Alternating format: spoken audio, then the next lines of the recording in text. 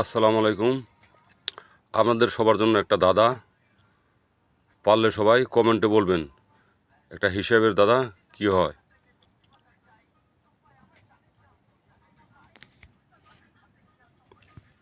আপনি কিছু ধান নিয়ে বা কিছু ফসল বোনার জন্য একটা বোল পাইতে নিয়ে গেছেন, নিয়ে এখান থেকে জমিনে পাড়া দিলে আপনি যদি 10 কেজি নিয়ে থাকেন 20 কেজি হয়ে যাব। 20 কেজি থেকে এখানে কিছু পরিমাণ বুনবেন এবং বাকি অংশ বুলে রয়ে যাব। ওই বুলে যা থাকবো তাই নিয়ে এই জমিনে পা দেওয়ার সাথে সাথে বুলে যা থাকবো ডবল হইব। ওখান থেকে প্রথম 1 নাম্বার ক্ষেতে যা বুনছেন 2 নম্বর ক্ষেতে সমপরিমাণ বুনবেন। পরে এখান থেকে এই জমিনে পা দিবেন, বুলে যা থাকবো ওটাও ডবল হয়ে যাব।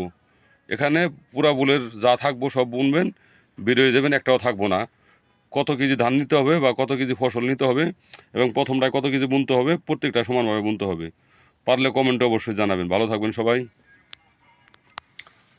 প্রশ্নটা বুঝে থাকলে অবশ্যই হিসাবটা করে মিলে কমেন্ট করবেন।